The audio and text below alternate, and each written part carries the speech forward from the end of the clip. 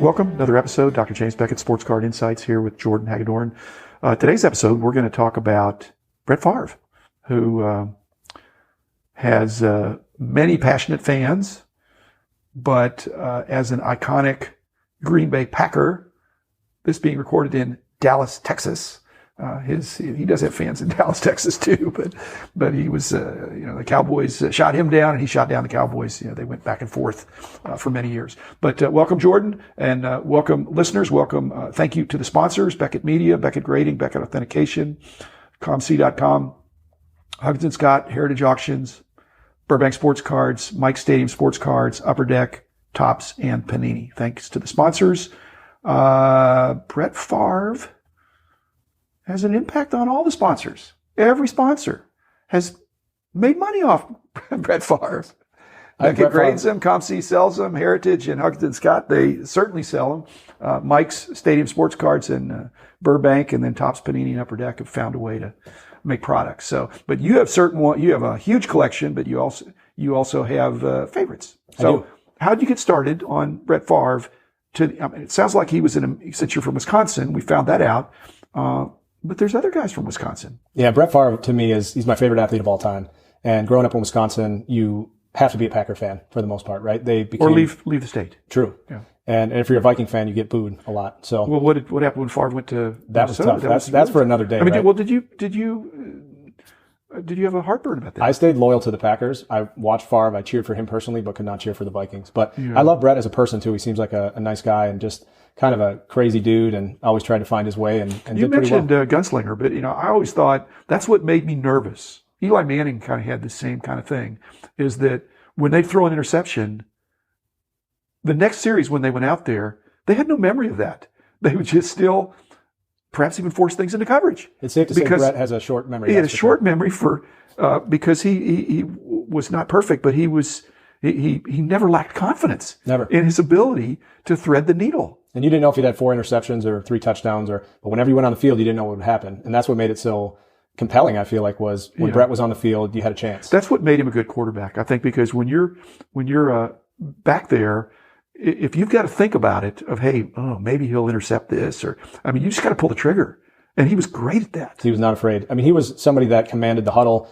He commanded attention from the other team to scheme against him, but there's nothing you could do because he was so crazy. There was just nothing you could possibly do. But he had some great weapons over the years: Antonio Freeman, Robert Brooks, and Dorsey Levens, Edgar Bennett back in the day as running backs, and then Reggie White on the other side of the ball. But those years when I got into collecting Favre in 1994 when I was a kid, when I was 9, and then I was fortunate enough to meet him when I was 10 in 95. Wow. And that changed everything for me. That was a catalyst. He was in the middle of his MVP season.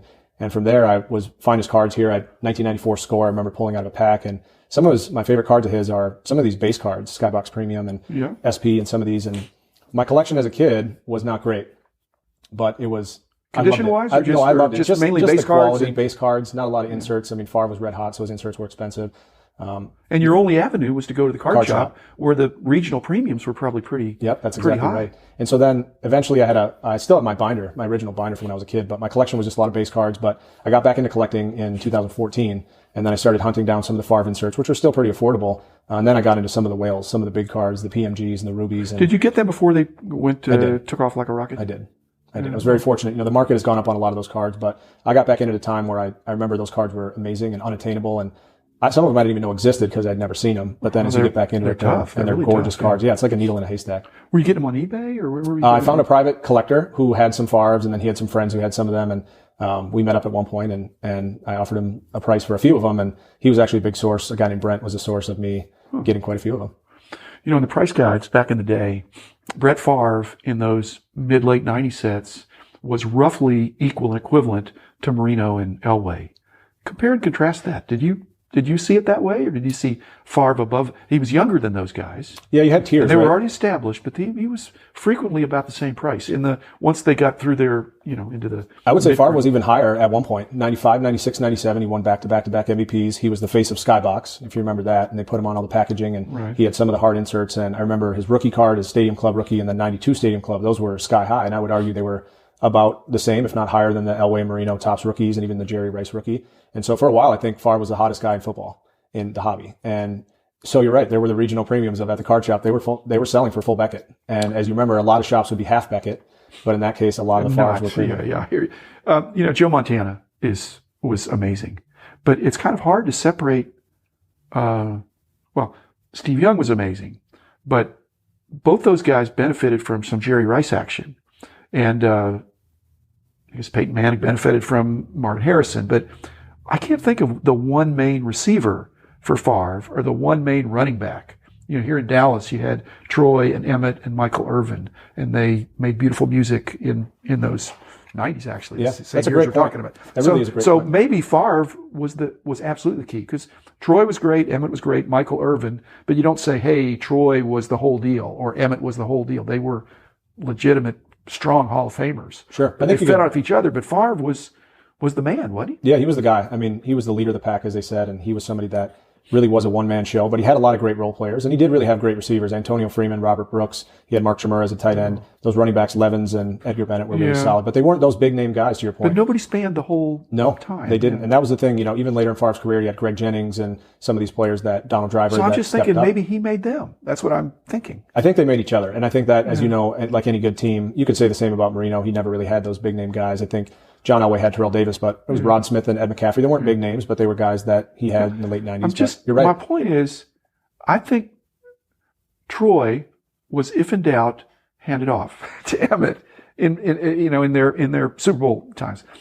Brett Favre and Elway was great, and Marino was great. Marino maybe a little bit more like that. If in doubt, Brett Favre threw it. Yeah. And so if you're a receiver, you're going out thinking this ball might be coming to me. And if I'm even slightly open, he's not even going to give a second thought. He's going to zip it to me. I better be ready. And I think that's positive. I think you're right. Yeah. I mean, he had a lot of great role players and guys that were really great athletes. He, I'm sure, made them millionaires by getting new deals. And he was somebody that was going to be the pillar of the Packers. And then they would bring in guys around him for sure. And I guarantee when they went to either draft a guy or sign a free agent, they said, ooh, he'll be great with Bret.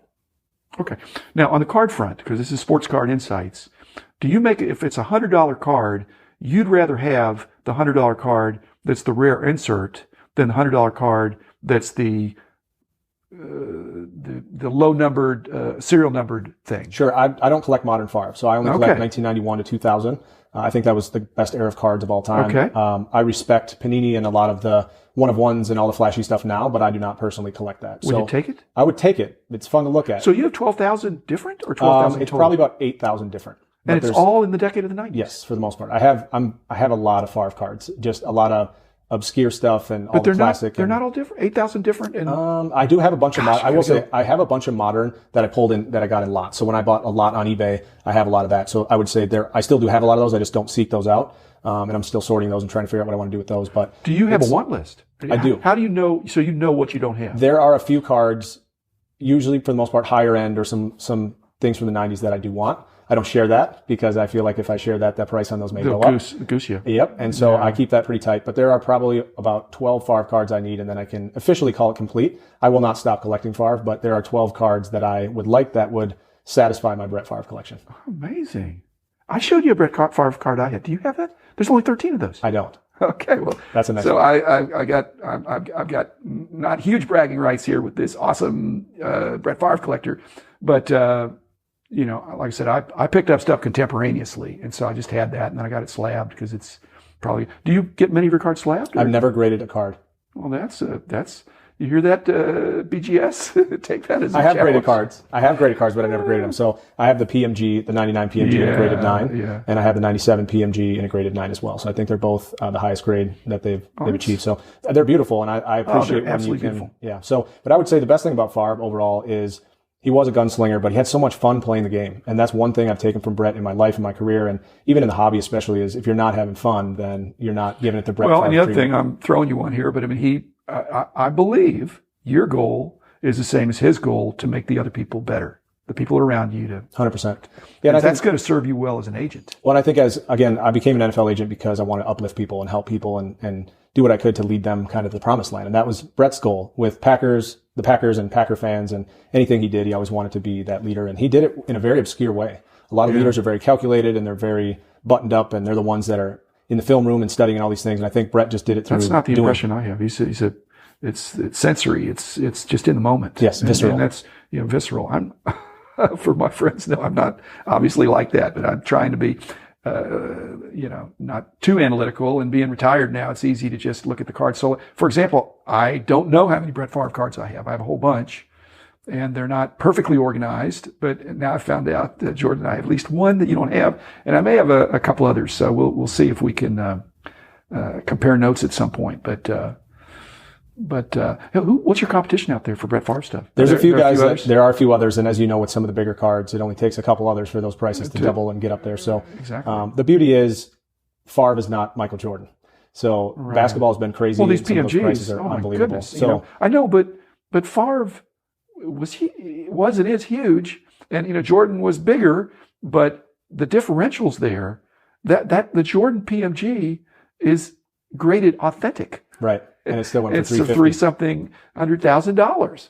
And so your 9 or whatever, but yours is red, not green. The red is 8 and 9, yeah. But yeah, I mean, I think the biggest thing I would say about that competition is it's fun to meet other Favre collectors. There's not a lot that go in just that niche of the 90s. Yeah. But the thing for me is there's enough for everybody. There's a few cards that, of course, I would like to have, but I'll find them. And if they're meant to be in my collection, they will. And if not, that's all right too. What about the cards from the current cards of Favre that are in the retro styles? Do you? You still really want to limit yourself. Anything after 2000, I'm not super into. I respect it. I appreciate it. I will pick it up if I see it. If I'm at the National and I see a couple cards, I might pay $5 or $10, but I'm not looking to get in that. That's a slippery slope. I know, but you can't go in the dollar boxes anymore, right? I mean, are you ever find anything? Yeah. There's always some good stuff. You'll find some Favre inserts for $1. Yeah. And you don't have them, or you once in a while, or I still pick them up. I'm not afraid to get doubles. If it sings to me, I buy it. The card singing, that's interesting. I don't know that cards sing to me, but I'm more visual in spite of this podcast than audio. When I look at the cards, they don't sing to me, buy me. But if I laid out 10 cards on the table and said, what one sings to you the most, you 100% could. Well, I wouldn't use the singing analogy, but I'll look through cards and I'll immediately pick out the ones that I'm going to put in a separate stack. That means it sings to you. And I could do it pretty quick. So we're using the metaphor of cards singing. So this has become a musical podcast here. Jordan, what other last minute thoughts do you have about Brett Favre? I think he's highly collectible, and you got in, I get a reasonable time. I mean, even now there's people getting into it and going deep and strong on some of these iconic players. Yeah, I think. But cards were way less even 5 years ago. They were. I mean, he's a legend. He's somebody that he was a marketable player, but he's also just this guy who seemed to be a really good dude and somebody that you really enjoyed watching play. And he's got a lot of fans. I remember hearing people that aren't even Packer fans, but they love Brett Favre. They appreciate what he brought to the game. And they've forgiven him. They have. I would just say this. What Brett Favre has done for me as an inspiration to become an NFL agent, to collect his cards, and just to watch him as a Packer player, I would highly recommend and hope that a young kid or even another collector finds their player and nurtures that relationship with that player in a way, whether it's buying their stuff or watching them play. And one base card can change everything. I got one 1994 score Brett Favre, and now, 2 decades later, I have one of the craziest collections of all time. That's a base card. And now, for that to inspire me to now chase down some of the biggest Brett Favre cards on the planet is something that's super cool. So I encourage that love. I encourage nurturing that relationship and finding ways to buy things of that player, or the poster or anything can be a catalyst for you to achieve whatever you're looking to do, just based on a little inspiration from your favorite guy. Well, I enjoyed talking about John Elway with Tracy Hackler, and enjoyed hearing about Brett Favre from you, Jordan. And I think there's a Marino fan out there that will want equal time, and maybe even a Troy Aikman fan who might live around here. So again, thanks listeners. Thanks Jordan. Very interesting episode. Jordan's got some amazing stuff, some good stories, and I encourage you to, how can the listeners track you on social media? You can find me on Instagram and Twitter at Jordan Hagedorn. Good. That's a good note to end on. Again, thank you listeners. Be back tomorrow with another episode. The man in the house of cards. The man in the house of cards. The man in the house of cards is too